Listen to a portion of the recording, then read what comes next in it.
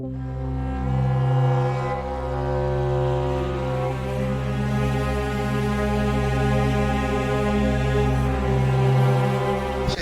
araw, Treya fans. New update po sa pagkakakulong ni Sr. Aguila. Ininspeksyon ng Senate Committee on Public Order and Dangerous Drugs ang Sitio Kapihan sa Surigao del Norte. Para sa kanyang dedikasyon na maisiwalat ang lahat ng dapat isiwalat sa Ayon kay usapin Senator Risa Hontiveros, binisita ng komite ang enclave ng kontrobersyal at umano'y tutong Socorro Bayanihan Services Incorporated o SBSI.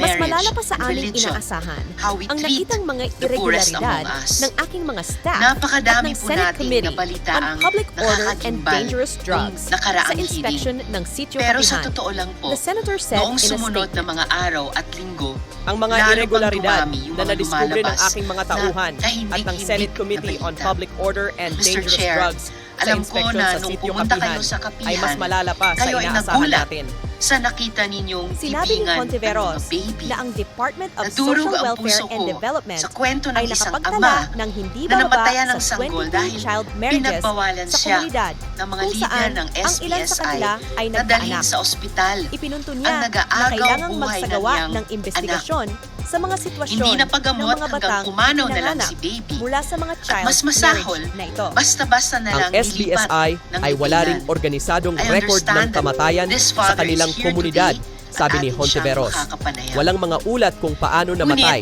ang mga ako po'y residente at kung nagsaliksik saan pa sila ng mas inilibing. malalim Malinaw at na paglabag sa pinagtanong-tanong Presidential ko Decree kung number sino-sino ba 856 ang o Code namatayan on ng Sanitasyon anak na sanggol ayon sa Senador. Kapihan. Senator Risa Hontiveros for her opening statement.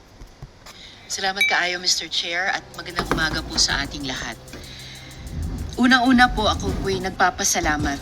Salamat kaayo kay Chairperson Doroy de la Rosa para sa kanyang dedikasyon na maisiwalat ang lahat ng dapat isiwalat sa usaping ito.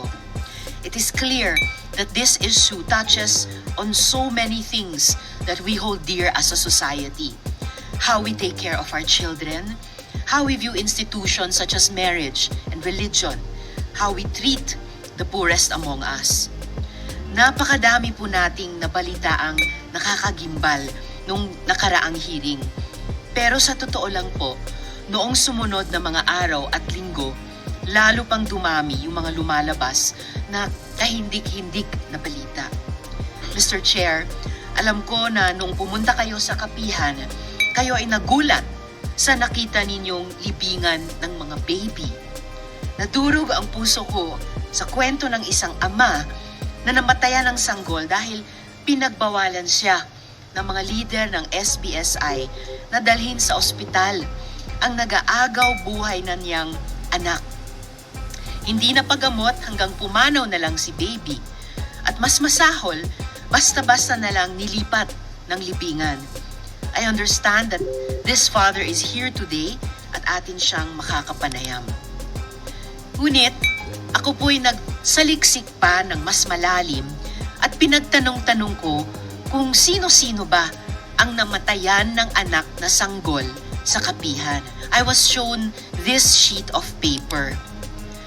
Mr. Chair, napakadami po nito. In fact, if our informants are to be believed, higit 200 ang namamatay na mga bata from the ages of newborn to 4 years old. If this is true, why so many dead babies? Why are we allowing children to die? Diba natin inaalagaan ang mga sanggol sa Kapihan? Diba padron po ninyo si Santo Niño? Bakit nangangamatay ang mga ninyo at ninya? Mamaya po tatanungin ko sa NBI na kasama sa exhumation what findings they can share with us. Kasi nakakabahala talaga. Kung hindi man pinatay na sadya, ay pinatay sa kapabayaan. At mula naman po sa baby, papunta naman sa elderly. Walang patawad itong mga leader ng SBSI. Mr. Chair, gusto ko sana siya ipaimbita sa inyong komite sa ating mga komite sa hearing ngayon, ngunit napakalaman ko na siya ay sobrang tanda na at matindi ang mga sakit sa katawan. I would like to play this video of Manong Pedrito, taken by my staff. Siya po ay tinorture, di umano, ng mga tauhan ni Mamerto Galanida sa harap ng kanyang pamilya dahil inakusahan niya na kinulam siya. Mr. Chair, I have a copy of the affidavit of Manong Pedrito that I wish to share with our committees, and with your permission, Palihog, I would like to play this video.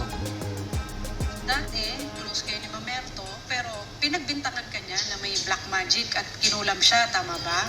Pagtukar ato, di ko na nga, di pasumilan ko ako ng gidautan. Itong gidakop ko. Iko, alas 4:30 man dito sa Kamuntagon. O alas 5 na bahin ito kung malipog ko yung relo, kabati mo ko mga tao nga marag magkuan ba, sulti na baghinay. Unsa, ako sa palitan na kan sila. Katuhong sundang mga manakataas tulok ko buok. Gihulbot ang isa, gibutang sa isang di ispektahan sa ang kwarto. Unsa, logwa ko nga to kay kuan man. Pag umangkon sa ang message,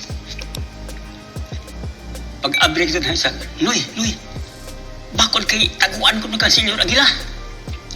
Bakod kay taguan ka, tanda jumla ko ta. Kadalaw Senyor Aguila ni mo. Sus, paglagwa na ma'am kay may abri hatong pag-abri spektahan niya, bang! Pinaputukan ka? Salba, Sino nagsalba? si Pinoy Buntad. Hapa! Ingon, paghapa na pirtahan sa kwarto, yung kita na pirtahan ka na. Dahil po, bang! Siya pa rin? Siya gyapon. Anong ginamit niyang armas? Maliit o mahaba? Taas. Murag ito, maurag bala di sandonggan nga kabuga. Dok buto. Unsa ila ka dito kung di gapos mga na. Araw-araw din hinagapusa kay luag man sa din hinia. Kini man din ingon ana di kati ka utol lawas. Nalakaw man to gidamon ko nila ingon nas Pinoy nga.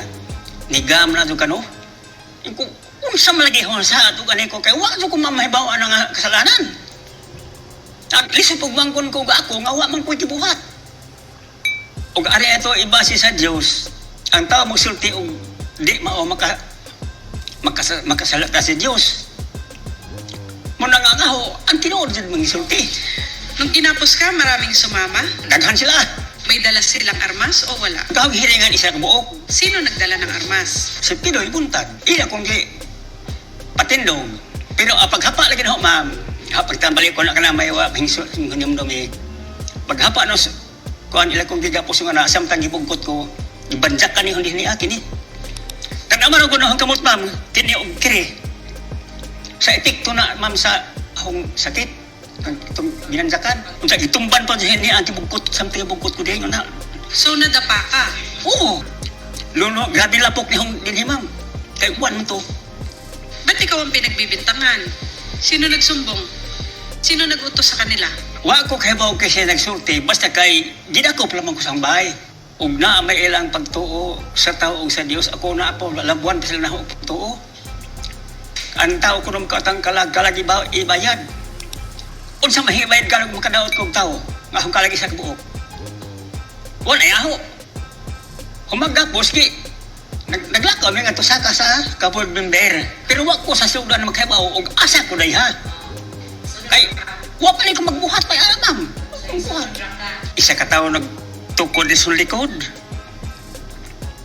Gapo di skilid.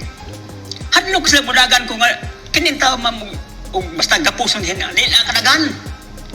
Makalakaw kapilo di kadagan. Masir ko ra abusunahan. Kay ang katig-katigod sa tao sa mas baroto, kini man katig ug baroto pa, pambut pa. Ug di gani ka makaingon ana, di ka mutulin. Hinay mo likaw. Pag abot sa bahay ni Board Member, kung mo kay naghinuktok mong kumam ka mura mamong nadaog ang kalibutan para sa ako. Unya, nag-ingat iyo ka na sa bangko ingon na naglingkod. Igirahan hong dini ama, may hong ibati ron. Disumbag. Isa nagsumbag. Pinoy. Oh, kini og agdire. Anong motibo ni Pidoy? Bakit siya nanuntok? Manahibis agila. Sa pagsuntok ni Pidoy, ano nangyari pagkatapos? Sakit ang dinhi. Og dire. Tanaman ang kamuting kusoso. Epekto sa didi og didi. At to yung adlaw. Grabe sakit ang dinhi amam. Sunod sa 4 adlaw. Dinhi. Gaano katagal yung pag-torture sa inyo? Mga isang tunga ka oras, ma'am. Sa ahon ng... Nasa bahay ni board member, kabo. Oh, Walang naka-witness? diha. Isang misis diha. Sila tanan sa pamilya. Oh. Pagka humanan to, kay humanan ko sa bagay diha. Ewan si Pidoy. Si board member imong azohon karon nga adlaw no. Gikan karong buntag. Kutob alas 12 nga si board member maadyo na kay Pidoy, board member maadyo ko lang kutob alas 12, balik man ko pag alas 12. Pagka alas 5 ihatod ka sa ring. Sementeryo. Muna klarohay pagkasulti. Muna ikanti. Pusilo, ang tali kwanto. Pagkatapos, umuwi ka sa inyo. Di pasuro isa ko nga tiwara sa mga kasada nga tunganan. Walang sumama sa inyo? Silang tanan, kumpleto sila. Ang katong mga gila. Mga gila. O hintayin ta ba ito kataw o ubos baka sa 30. Mga armado o masundang. Usaray armas nga kanang muingan. Paano ka nakauwi? Sino tumulong sa'yo? Ila man kung diba, basta ganaman ko nila, hala uli na. Wala ba nga doon diya? Uli ko sa akong balay. Uli ko, nagkauli ko mga alas 9 o alas 10. Huwag ko'y pamahaw pa.